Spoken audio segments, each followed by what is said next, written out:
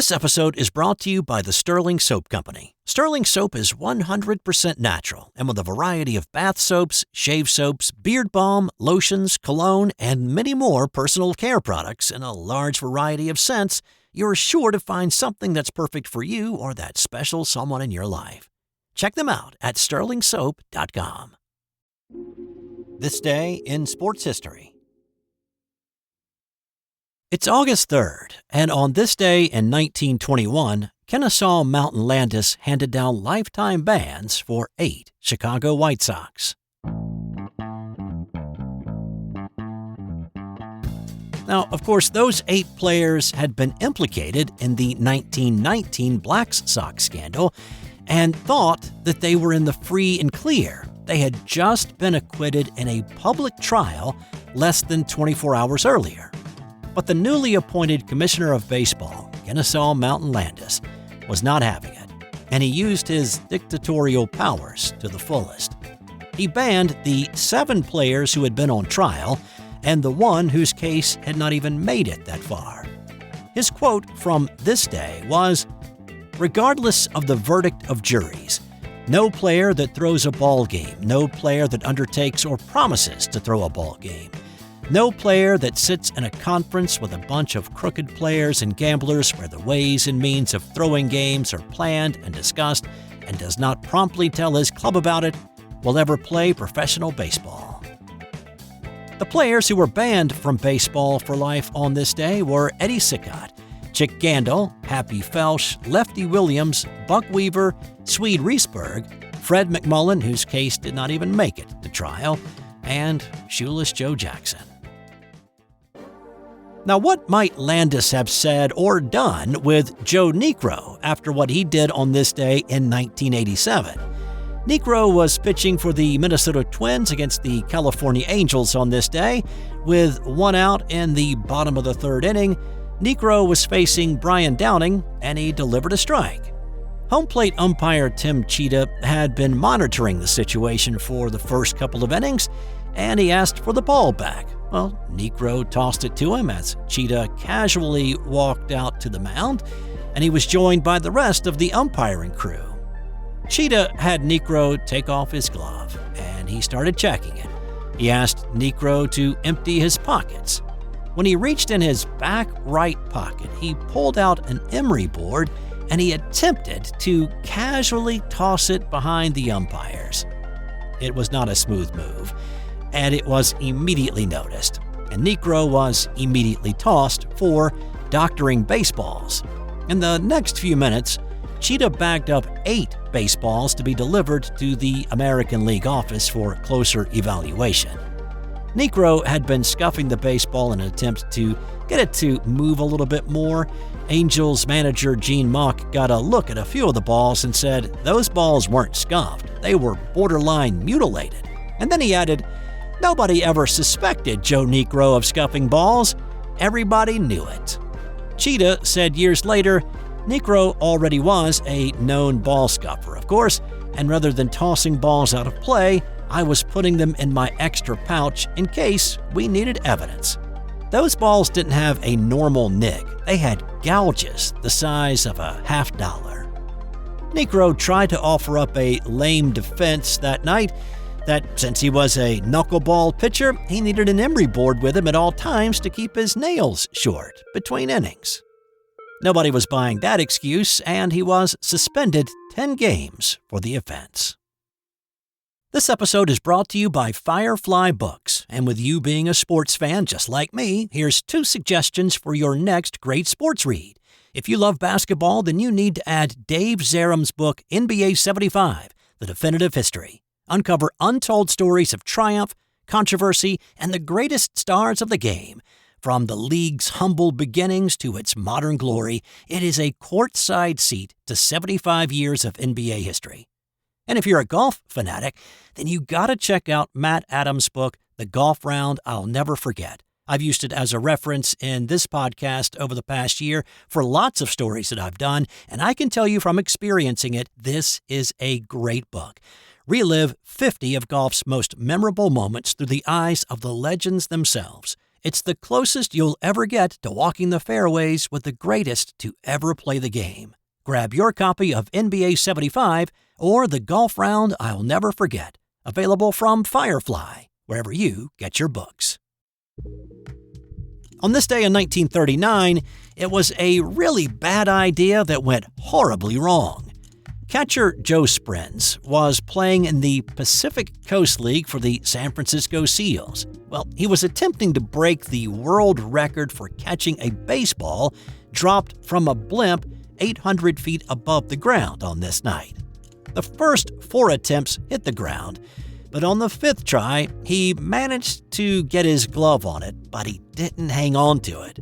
Instead, the force of a ball dropped from 800 feet, traveling at 170 miles per hour, caused his glove and the ball to crash into his face, knocking him unconscious and in the process breaking 12 bones in his face and jaw, and he also lost 5 teeth. He did eventually recover from the failed stunt and returned to play baseball for another 7 years. In 1948 on this day, it was the first major league start for Satchel Paige.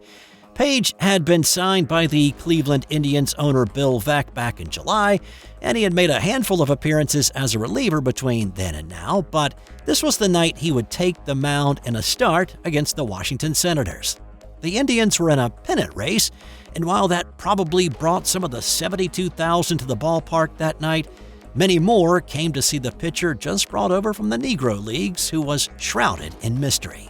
Paige had been pitching since 1927, when he was just a lanky 20-year-old.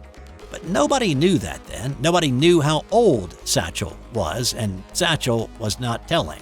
The Senators scratched for a couple of runs off Paige in the first, and then he settled in. He pitched 7 innings, allowed 7 hits, 3 earned runs, struck out 6, and he walked 4, and he picked up his first major league win in the process in a 5-3 win for the Indians.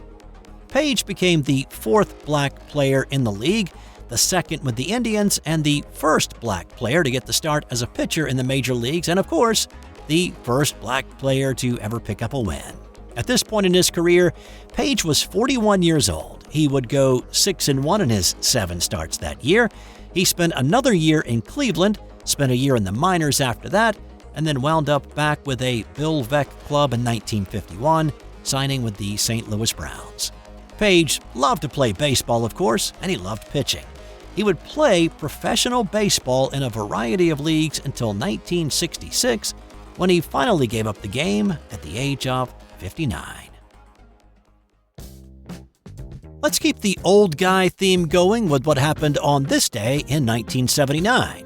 Sam Snead was playing in the PGA Championship at Oakland Hills in Michigan, and on this day, Snead became the oldest golfer to ever make a cut at a major at the age of 67 years, 2 months, and 7 days.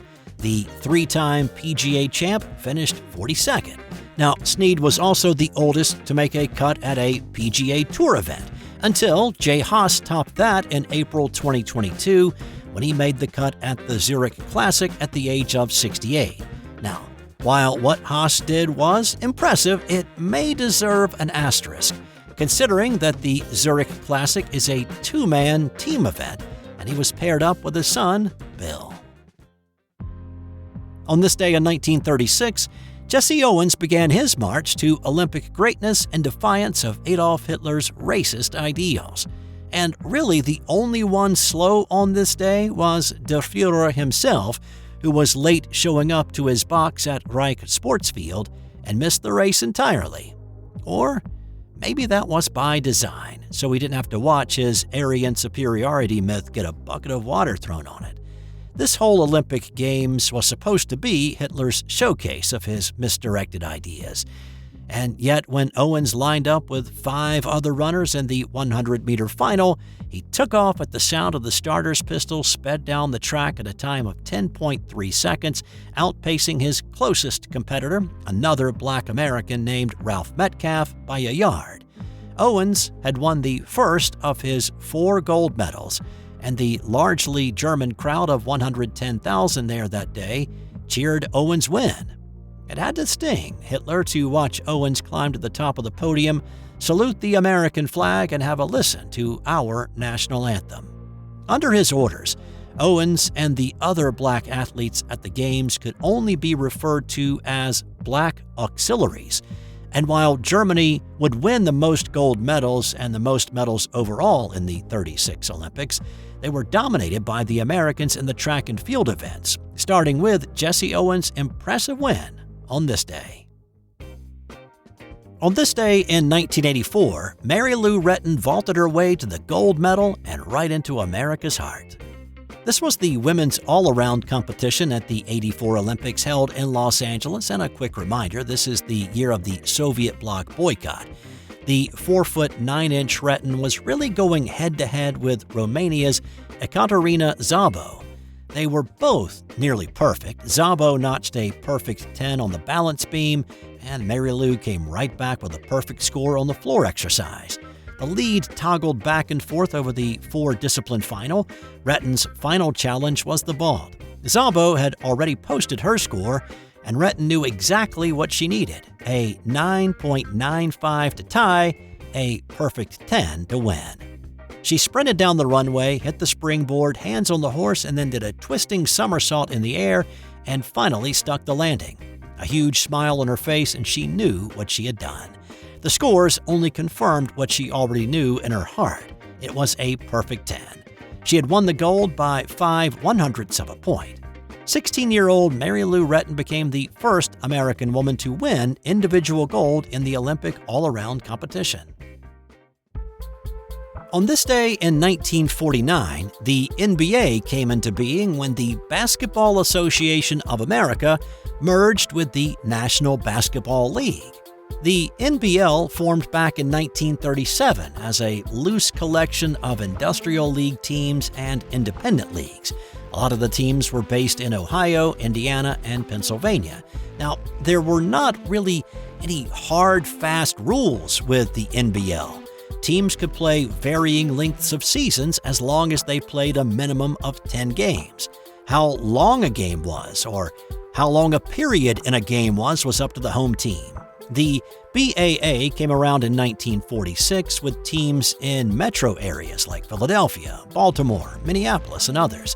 It was a little better organized, and the focus was on larger cities. Now, one of the reasons for the establishment of the BAA was to utilize city hockey arenas that sat empty on a lot of nights in the winter. Teams were set up in Boston, Toronto, Philadelphia, Baltimore, and New York. So when the two leagues decided to merge on this day in 1949, 17 teams were brought into this new league, rebranded as the National Basketball Association. The league faltered a little in the early years. By 1954, the NBA was down to just 8 franchises. But it really was more about quality rather than quantity, and many current NBA teams can trace their roots to one of these two leagues. Time now for today's That's Got Nothing to Do with Sports fun fact.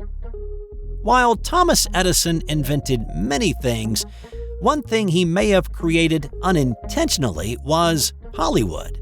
The entertainment industry was based in New York for the longest time.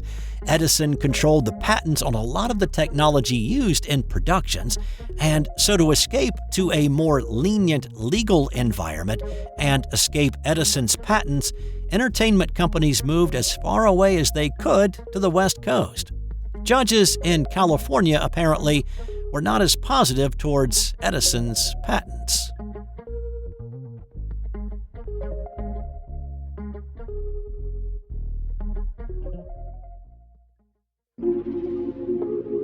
This has been an original Thrive Suite production.